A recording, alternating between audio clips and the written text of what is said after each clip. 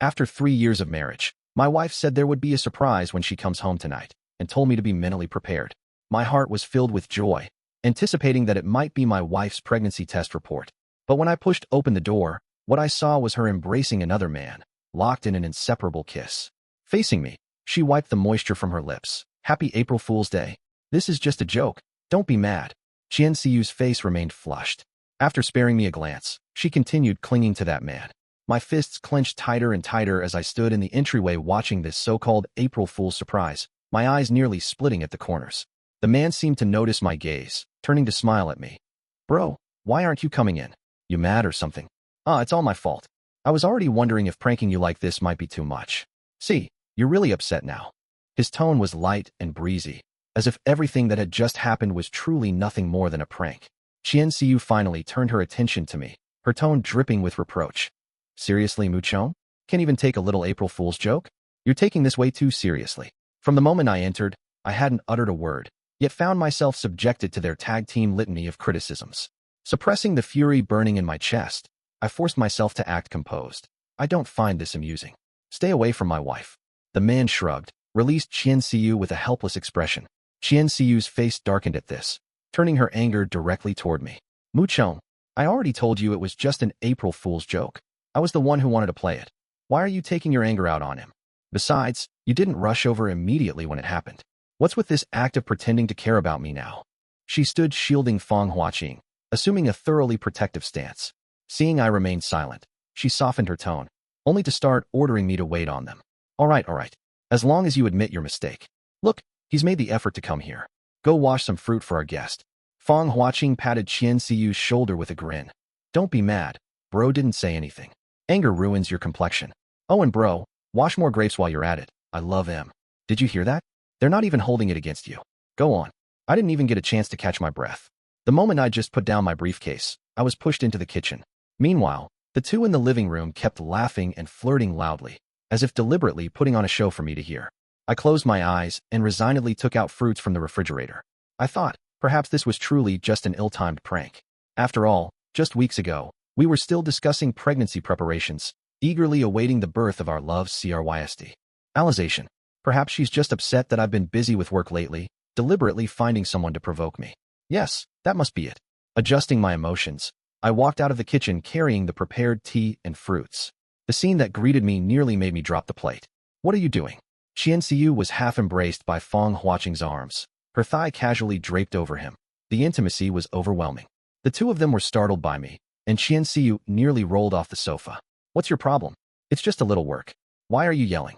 Coming to her senses, she scolded me with a look of displeasure. And watch your attitude.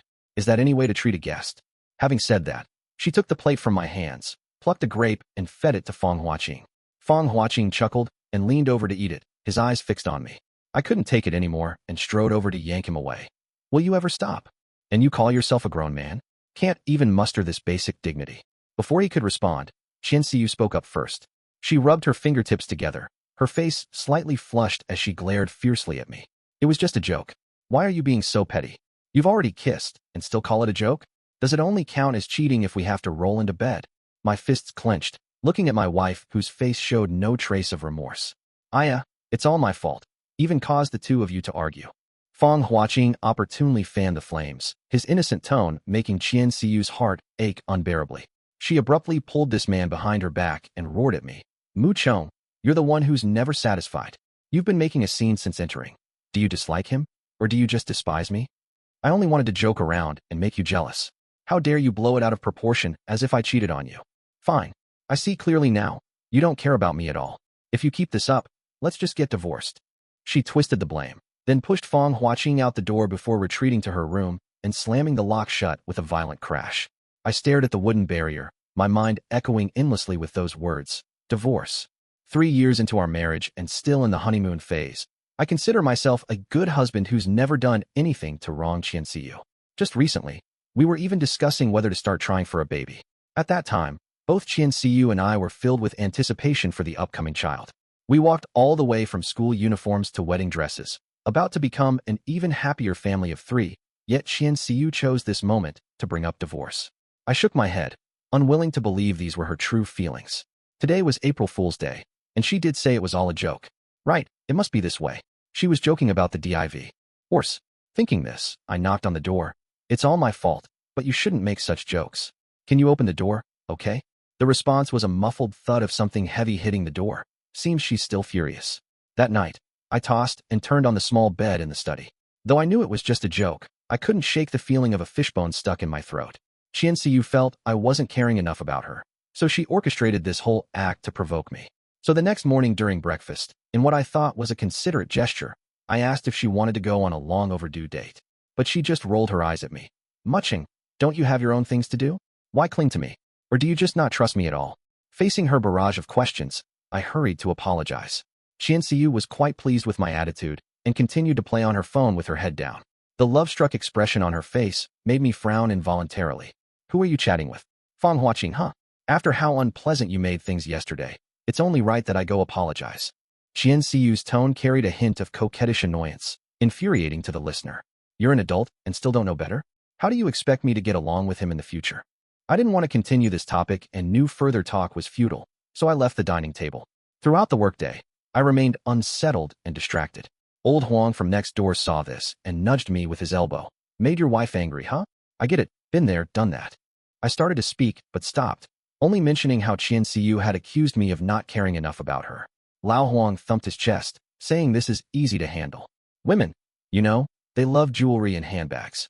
Material gestures of care work far better than verbal ones. When you go back later, pick out a gift for her. Then smooth things over with some sweet talk. Be extra affectionate with your words. Got it. I nodded, mentally calculating what to buy. After much deliberation, a ring seemed the most fitting choice, something she could wear on her hand at all times, and it could declare ownership. So after work, I headed straight to the jewelry counter at the mall. I visited several stores in a row, but none had suitable styles. Yet when I stepped into the entrance of a new store, I spotted someone unexpected. At the counter, Fang Huaqing was holding Qianxiyu by the waist, basking in the flattery of the salesperson. He was carrying several shopping bags and holding a half-drunk cup of milk tea, the straw bearing lipstick marks. Io, you truly dote on your wife. The sales clerk's envious gaze swept over the shopping bags, her tone dripping with flattery. Both willing to spend time shopping with her and generous with money. Your wife is so lucky. I clenched my fists, about to charge forward, when Qianxiyu's voice rang out. Sure enough, no matter how much they quarreled, she still remembered her status and wouldn't truly cross the line. Just as I thought this, Qianxiyu's response slapped me hard across the face. Exactly. It's not something you can envy your way into. Qianxiyu smugly wrapped her arm around Fang Huaqing and planted a kiss on his cheek. Fang Huaqing didn't refute this at all. Instead, he took the opportunity to rest his hand on her waist, gently caressing it. My darling, is this adorable? Of course I need to keep a firm watch over her. The two were affectionate and sweet, as if they were a newlywed couple. Their intimacy left the sales clerk exclaiming in surprise. Since you two are so loving, why not participate in our promotion? You'll get 20% off just by leaving your photo displayed in our window. Qianxiyu and Fang Huaqing exchanged glances and chorused in unison. Deal. They shared a passionate kiss, allowing the staff to photograph them freely. Standing in the corner, my heart sank into an abyss. If their previous behavior could still be explained as playful antics, what was this supposed to mean? If they're husband and wife, then what am I? By the time I regained my composure, they had already left. Swallowing the bitterness in my mouth, I approached the salesperson. Hello. Could I have one of those photos from earlier? The clerk gave me a strange look. Understandable, given the absurdity of such a request. After I explained the whole story, she handed me the photo. The pity in her expression pierced me like a knife. I thought, surely no other husband has ever been humiliated like this. Watching my wife and her lover whispering sweet nothings to each other, I still had to shamelessly ask for that photo. Returning home, I intercepted the excited Qianxiyu. Let's talk. I saw you with Fang Huaqing. Qianxiyu's expression changed in an instant, her willow leaf brows shooting up. Are you trying to pick a fight again?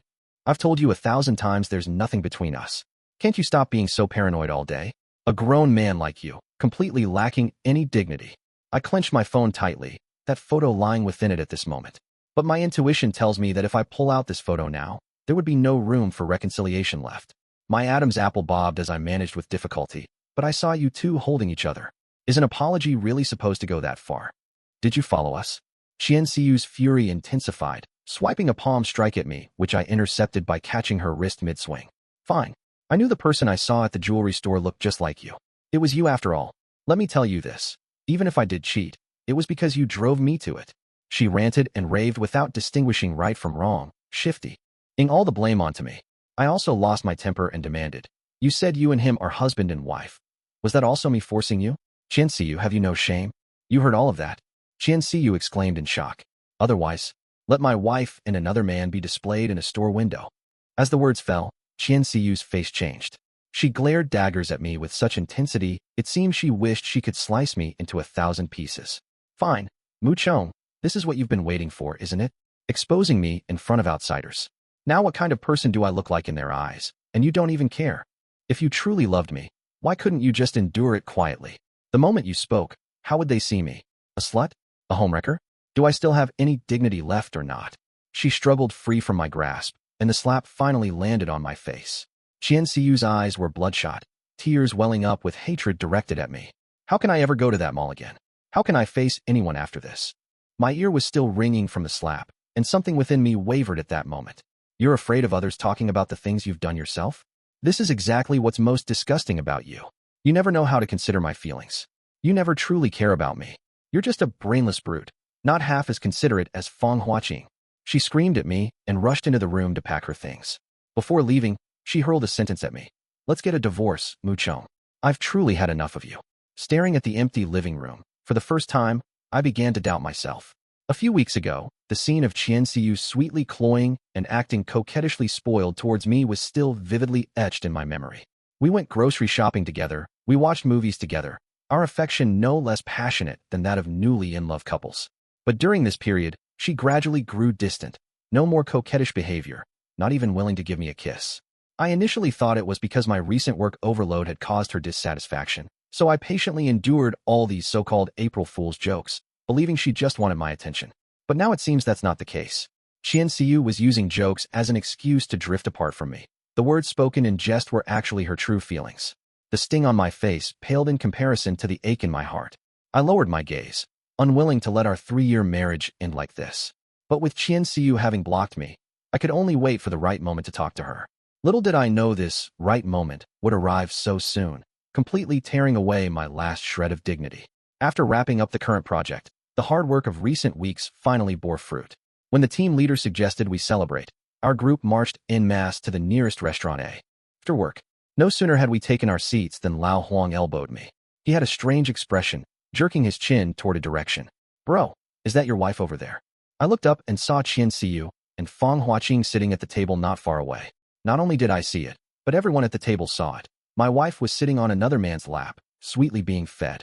My face burned hot instantly, as if my entire skin had been torn off and stomped on the ground. The dignity I had struggled so hard to maintain vanished completely in this moment. Facing their varied gazes, I truly had no face left to remain seated at the banquet. After awkwardly rising to my feet and exchanging a few pleasantries, I headed straight for Qian Siyu's table. I can almost imagine what kind of looks I will endure when going to work in the future, how I'll be sliced to pieces over and over by various rumors and gossip. When my hand slammed on the table, that damn couple was still engrossed in their sickening display of affection. When she saw it was me, a flicker of smugness flashed in Qian Siyu's eyes. "Oh, finally realized you were wrong and came to apologize." Before she finished speaking, a peeled shrimp was fed into her mouth. Fang Huaqing shot me a smugly provocative display. On his wrist, the watch that rightfully belonged to me glistened under the lights. The very one Qian Siyu had gifted me at our wedding. The last thread of my composure snapped. No longer able to suppress my rage, I forcefully shoved her and Fang Huaqing apart. "Is this what you've been insisting was nothing? Qian Siyu, I'm a man too. I have my pride." Qian Siyu cried out in pain, and Fang Huaqing immediately rushed to comfort her. He turned his hostility toward me, his tone dripping with sarcastic mockery. "Sis, does it hurt? Let me massage it for you. Bro here really has no restraint. Can't even show basic care for others. Stop acting like some saint here. You're poaching someone else's partner, yet you've dug up some sense of morality." I sneered sarcastically, yanked this male homewrecker aside, and threw a punch straight at his face. Now it was Qian Siyu's turn to be distressed. She caressed Fang Huaqing's bruised cheek, looking like she wanted to skin me alive. "You only care about work and socializing. What's wrong with me finding someone to care for me? If you can't deliver, can't even let someone else step in." I was practically infuriated to laughter by her shamelessness. "Take your place? We're a legally married couple. Stop flattering yourself. This is cheating." "That's such a harsh thing to say, brother. You're clearly the one who's failed. How dare you turn around and blame sister instead?" Sister, don't hold it against him either. Brother's getting older. Sometimes he just doesn't have the energy. It's not his fault. On the surface, Fang Huaqing urged reconciliation. The corners of his mouth curled up high. Sigh, it can't be helped. If only I could stay by sister's side forever.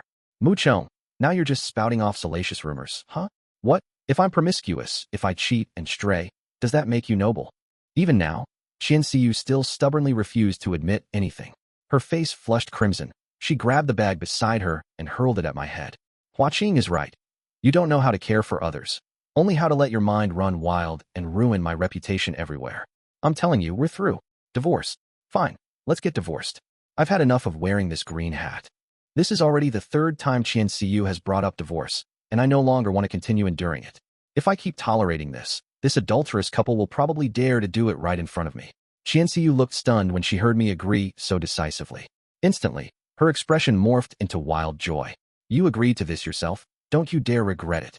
There are witnesses, I said with a bitter smile, pointing at the spectating colleagues behind us. Now that the gloves are off, I must have a resolution. Qian Siyu's expression changed again. I knew she must be cursing me in her heart for making her lose face in front of so many people. But haven't I suffered the same? Then I'll... Thank you, brother. Fang Huaqing blinked, said gleefully. No need. I just hope you won't regret it either. At the entrance of the Civil Affairs Bureau, Fang Huaqing clung to Qian Siyu. Qian Siyu held her head high and jerked her chin at me. Fine. 30 more days, and you'll mean nothing to me. I didn't want to engage, but as I turned to leave, Fang Huaqing grabbed my arm. Brother, shouldn't you apologize to sister? After all, you said so many awful things before. He spoke loudly, causing everyone around to turn and look. Qian Siyu also promptly adopted a grievous expression, as if enduring an overwhelming injustice. Seeing his objective achieved, he turned back to embrace Qian Siyu, patting her back to console her. It's okay now, sis. Once divorced, everything will be better. Wronged, divorced. These two words alone could spin a bizarre tale. The onlookers began to point and whisper. Even a well-meaning auntie came over to grab my arm. A grown man like you bullying a woman? Apologize now. That's right. Look how badly you've wronged her. Even her own brother couldn't stand it and had to speak up for justice. I sneered coldly, amazed at their shameless persistence. Clearing my throat, I projected my voice louder than his. What brother? Her secret lover. You're still holding each other now, yet have the nerve to demand my apology? Should I apologize to you adulterous couple? One commits adultery, the other plays mistress, and you're actually proud of it? Did I say anything untrue? I merely recounted your actual deeds. The pair separated as if scalded, but couldn't stop the prying eyes around them. A mistress daring to denounce the lawful wife at the Civil Affairs Bureau's entrance. Such novel spectacle naturally drew crowds eager to witness these legendary figures. Even with their thick skin, Qian Siyu and Fang Huaqing were flushed red at this moment. While making threatening remarks about making me pay, they scurried away in disgrace. Stepping out of the crowd, my face darkened. These two remained unrepentant.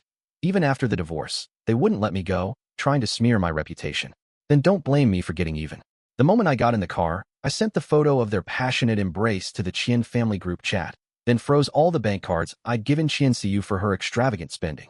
Since I wasn't the one who cheated, let the guilty party face her deserved condemnation. The group chat exploded instantly after the photo was sent. Comments flooded in, though most expressed dissatisfaction with Qian Siyu.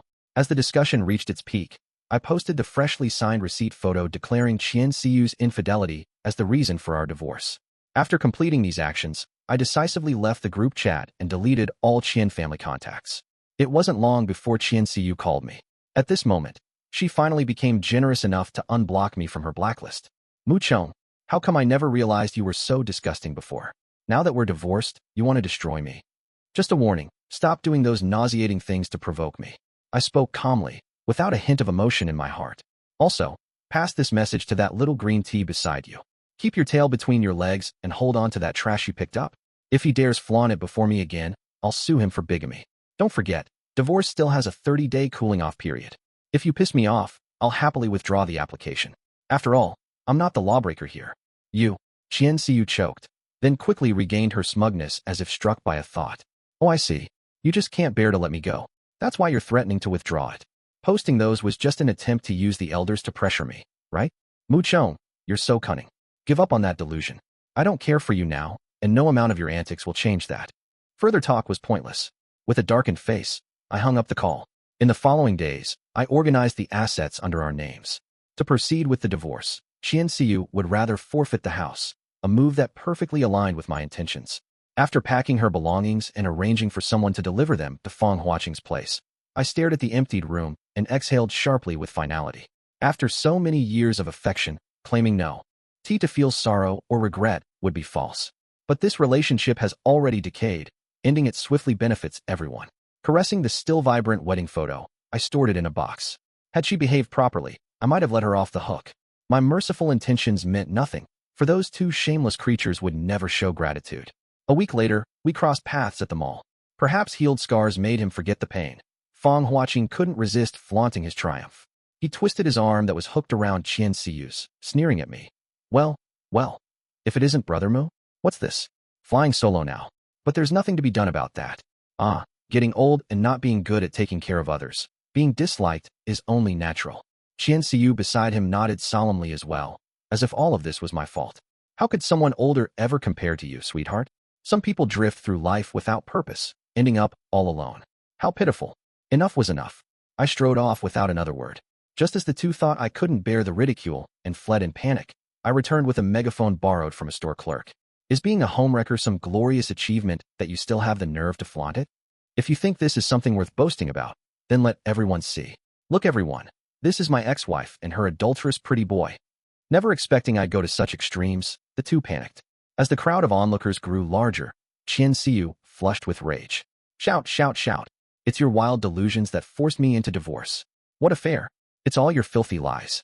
Her voice trailed off as I raised that photo. After all, the passionate kiss clearly wasn't baseless suspicions. When evidence emerged, the onlookers started jeering, spreading the gossip with overlapping comments. Even that photo was captured, shared across countless group chats unknown. Stop filming. Fong Huaqing, who had been hiding behind Qian Siyu, finally dropped his hypocritical facade. Staggering towards me with raised fists, he shouted, "Don't push us too far. What's wrong with us being in love freely?" I sidestepped and kicked his back for good measure. As Fong Huaqing collapsed on the ground, I kindly crouched to explain, "The divorce certificate hasn't been issued yet. You two living together as spouses. I could sue you right now, understand? Is being a mistress something to be proud of? If you think so, I'll withdraw the divorce petition. Let you remain a shadow-dwelling mistress forever." How's that? Fong Huaqing's aggressive demeanor collapsed. He knew I spoke the truth and dared not act out. Qian Siyu hastily pushed me aside, pulled him up, still defiant. Talking about revoking anything? See, I knew you couldn't bear to let me go. If you don't want me to keep hating you, learn to treat Huaqing better. Bye. Don't be afraid. He won't dare sue you. Let's go. No need to stoop to this brute's level. Qian Siyu pulled Fong Huaqing away. She vaguely sensed something had changed. At least before, Mu Chong would never have humiliated her like this in front of outsiders. Shaking her head, she dismissed those thoughts. After all, she already had something better now. After returning, Fong Huaqing pitifully acted coquettishly towards Qian Siyu. He said he's now been labeled as the other man, with no status or recognition, and has to endure people pointing and cursing at him. Qian Siyu was utterly disarmed by his tearful tactics, immediately pulling out her phone to transfer him money, a method that had always worked wonders on Fong Huaqing. Upon returning home, I realized that constant retreat wasn't the solution, especially that Fong Huaqing. How dare an affair partner overstep his boundaries like this?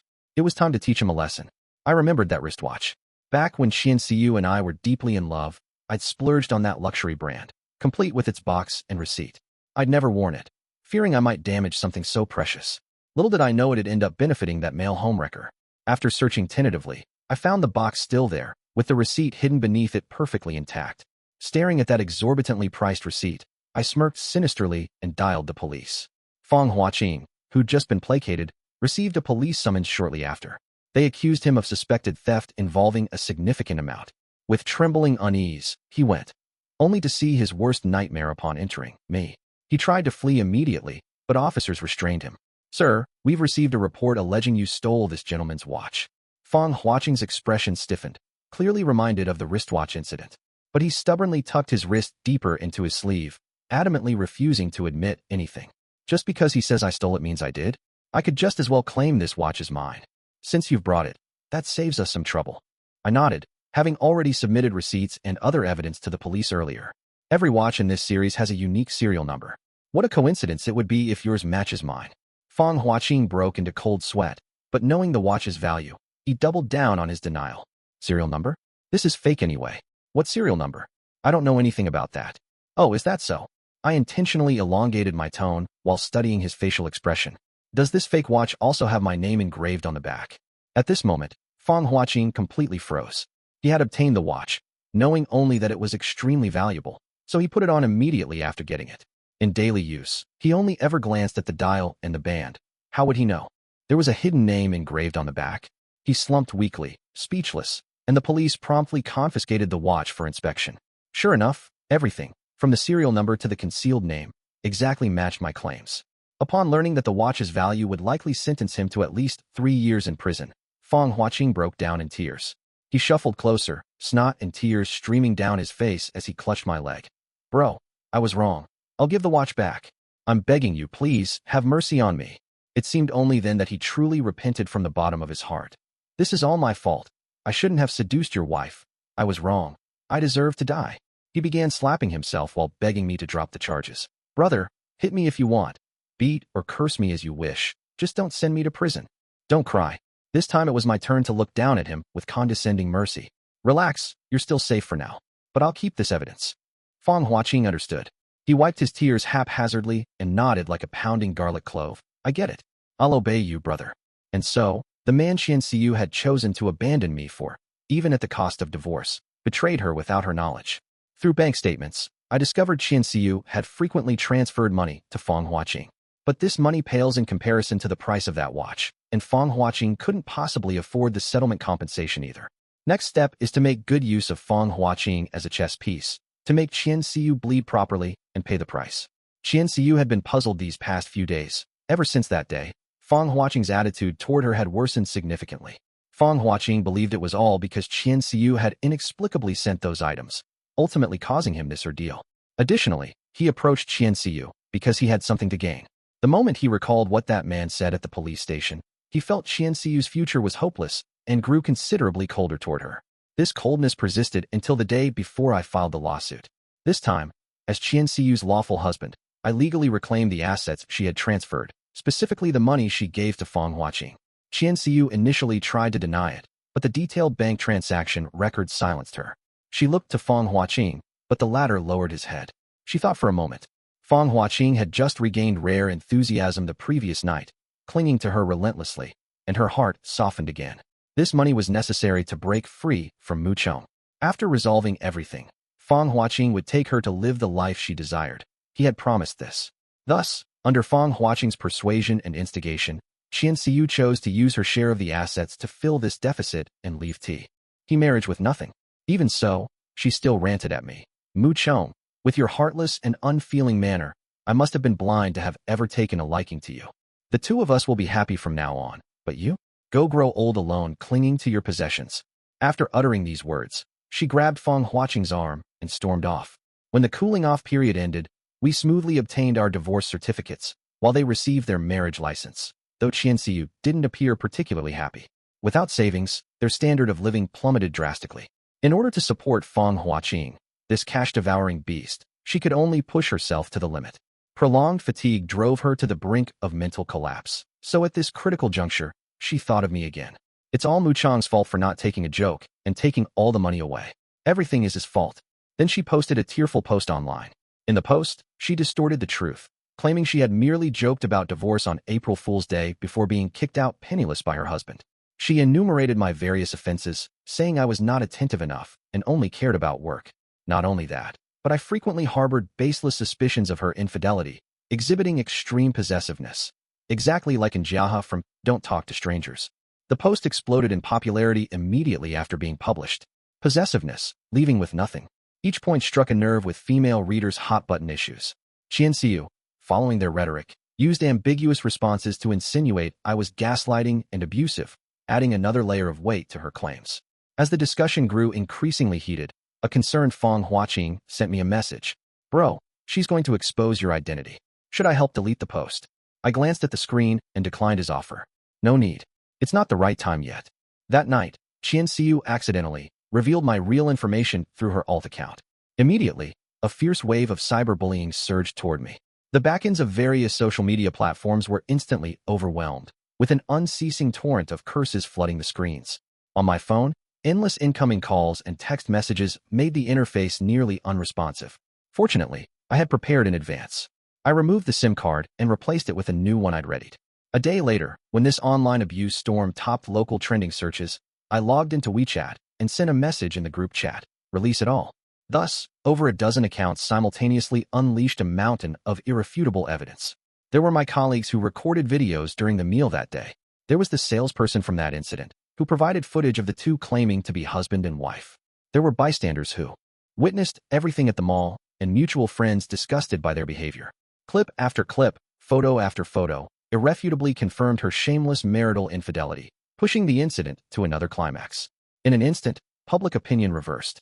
Those who had previously defended Qian Xiyu now erupted with even fiercer anger, but this time, directed at Qian Xiyu herself. They are willing to believe and help their fellow women who have been harmed, but they absolutely refuse to let their goodwill be exploited as weapons. Qian Xiyu deliberately escalated matters to retaliate against me, yet suffered a far more severe backlash than anticipated. Because of this incident, she became utterly notorious locally, and even her company fired her due to the negative publicity. She wanted to go out and have fun as before, but Fang Huaqing felt ashamed and refused to accompany her. When she went out alone, she was inevitably recognized, with people pointing and whispering. Especially when in crowds, there would always be outraged individuals who deliberately bumped into her, accidentally spilling coffee on her. Even when shopping, sales clerks treated her with less enthusiasm than others. After enduring several instances of cold shoulders, Qian Xiyu grew hesitant to go out, turning inward to seek Fang Huaqing's help. But to her astonishment, she discovered that Fang Huaqing had also changed. Fang Huaqing had long since figured out Qian Xiyu's background through my site. Due to his defection, all the leaked photos were pixelated. Additionally, since he wasn't the initiator of the cyberbullying, the impact on him was minimal. In his eyes now, Qian Xiyu's utility value was pitifully low. It might have been tolerable if she could still maintain her lucrative job, but now she had nothing left. Originally, Qian Xiyu provided money while he supplied emotional value. It had been a highly cost-effective transaction. Now, the money is gone, and the emotional value is gone as well. Fang Huaqing gradually shifted his focus elsewhere. After all, there were plenty of wealthy women. If not Qian Xiyu, there would be others. But Qian Xiyu was different. She had only Fang Huaqing left. She had divorced, been disdained by her family, and now lost her job, all for this man. Thus, she clung desperately to Fang Huaqing, striving to prove her worth. Even when doing odd jobs, she handed over her wages immediately. The more indifferent Fang Huaqing was towards her, the harder she tried. In the end, she couldn't even afford medical treatment when she fell ill. When she tried to ask Fang Huaqing for money, she saw him standing amidst an array of dazzling goods, embracing another woman while coaxing and flirting. Qian Xiyu was choked. At that moment, it suddenly occurred to her. Had Mu Chong watched her and Fang Huaqing's intimacy like this back then? That night, I received a phone call. At first, there was silence on the phone. After a few minutes of quiet, soft sobbing came through. I recognized it as Qian Xiyu. Fang Huaqing had boasted to me about her current situation to claim credit. I'm sorry. She apologized with slurred speech. Can I go back? You're having a hard time now, aren't you? I spoke gently. Would you like a cup of warm water first? These days must have been really hard on you. My words gave Qian Xiyu a glimmer of hope. She became emotional. You care about me. I was just fooling around with you before. Woo, I know I was wrong. I shouldn't have said those things about you. Fang Huaqing isn't a good person at all. Husband, I miss you. If it weren't for him, we should have our own child by now. When I come back, let's have a baby, okay? She cried pitifully, pleading for my forgiveness while sobbing, painting a future that would never come to pass. Meanwhile, I simply listened quietly, occasionally chiming in with gentle responses, my tone as mild as it had been before the divorce. Finally, she revealed her true intention. Husband, can you take me back? Let's remarry and pretend none of this ever happened. All right, I replied gently. After hanging up, I blocked Qian Xiyu's number, rolled over, and went back to sleep. Remarry? In your dreams. Qian Xiyu waited half the night, but never saw the person coming to pick her up. When she called again, she couldn't get through no matter how hard she tried. Even someone as foolish as she was knew she'd been played. Lying in bed, burning up with fever and drowsy and disoriented, she glimpsed a different future in her delirium. In that future, she had never been swayed by Fang Huaqing and was clearly showing her pregnancy. Mu Chong gently held her, his large hand caressing her belly, telling the child to be good and not trouble their mother. She laughed at Mu Chong's childishness, the two frolicking and laughing with such delight. Regrettably, when she awoke, all of this had vanished. Lying on the cold, empty bed, staring at the gray ceiling, a surge of hatred welled up from the depths of her heart. Fang Huaqing never returned. likely indulging in a new haven of tenderness. The following night, Qian Xiu went to find Fang Huaqing again. She had fallen ill, looking haggard, and threw herself directly onto Fang Huaqing. "Husband, I'm sick. Can you take me to the hospital?" But Fang Huaqing just pushed her away with a look of disgust. "Who are you? Don't scare my girlfriend." Qian Xiu fell to the ground, a piercing pain shooting through her tailbone. Watching Fang Huaqing tenderly cooing to the woman in his arms, without even glancing her way, she secretly clenched her fists. After carousing outside for several consecutive days, Fang Huaqing finally returned looking fresh and radiant. Contrary to his expectations, what greeted him wasn't Qian Xiu's hysterical curses, but a table of exquisitely presented dishes. Qian Xiu beamed radiantly. "I've thought it through. It was my fault that day. I shouldn't have disturbed you. Now I'm planning to start a small business myself, so I won't be looked down on outside anymore. Don't worry, I won't ask for your money. I'll support you." Her attentive and thorough service left Fang Huaqing feeling smug and complacent. Without the slightest suspicion, he drained the wine she poured for him. Before long, Fang Huaqing felt the scene before him blur, then collapsed onto the table. He was jolted awake by excruciating pain. His limbs were tightly bound to the bed, rendering him immobile, his eyelids caked with blood. But even without looking, he knew that Qian Xiu, that bitch, had done something to his face. His face was in excruciating pain. Noticing he had awakened, Qian Xiu, who had been standing nearby, gently wiped away the blood crust from his eyes with a damp towel. "Husband, you're awake? Some pain is normal. It'll heal in a few days." "Damn it, you lunatic. What did you do to me? Let me go." Fang Huaqing struggled a couple more times, but to no avail. Qian Xiu chuckled dementedly, considerately holding a mirror up to his face. Staring at the person in the mirror who had been slashed and disfigured beyond recognition, Fang Huaqing's eyes rolled back, and he passed out. Qian Xiu had come to realize that Fang Huaqing's flirtatious behavior attracting admirers was all because of that face, wasn't it? Having already lost Mu Chong, she couldn't afford to lose another Fang Huaqing. So, she spiked the wine with drugs. After drugging Fang Huaqing unconscious, she shattered the bottle and used the glass shards to scar his pride and joy, his face. The wounds were long and deep, leaving no possibility of recovery. Even if Fang Huaqing didn't want to, he would have no choice but to stay with her forever. This time, Qian Xiu was certain she had seized her own happiness. She would have a child with Fang Huaqing, and everything would return to the right track. However, Fang Huaqing clearly did not share the same sentiment. The moment he regained consciousness, he began hurling curses at Qian Xiu. Qian Xiu savored this, but since agitation hindered wound recovery, she would add something to help calm him down to his food. This twisted relationship persisted until the scab formed on Fang Huaqing's face. Fang Huaqing realized the woman before him had gone mad, so he softened his attitude, promised he would never touch other women again, and begged her to end his imprisonment. Qian Xiu agreed, as she couldn't keep him locked up forever. But when Fang Huaqing escaped and contacted his former sisters for help, all he received was beatings from security guards. Where did this ugly monster come from? Disgusting. Get lost. Covered in wounds, he ran away frantically and caught sight of his reflection in a roadside puddle. His face now horrifyingly disfigured, crisscrossed with deep scars, bearing no resemblance to the handsome youth he once was. Fang Huaqing went mad, stomping on the puddle again and again as if this could reclaim his former self, yet it proved utterly futile. After exhausting himself, he could only return to that so-called home. At home, Qian Xiu seemed to have anticipated everything long ago, waiting for him with a smile. Having lost his advantage and scorned whenever he went out, Fang Huaqing completely broke down and accepted his reality. Thus, through a series of twists and turns, the two ended up walking the paths they had originally planned. Qian Xiu ran small businesses outside to support the family, while Fang Huaqing remained secluded at home, devoting himself entirely to catering to her every whim. This way of life is no different from how they started out, isn't it? Two shadowy vines intertwined with each other. What fruit they might bear remains unknown. But it must be blissful, right? Of course, none of this concerns me. Even though that police report receipt still lies in my drawer, I have no intention of using it for now. The sword of Damocles hanging overhead is what makes it thrilling. The true terror lies in not knowing when it will fall. I hope they'll keep living in this constant panic, never knowing when this massive debt will come crashing down on them. Lao Mu, hey, I'm calling you. What are you spacing out for?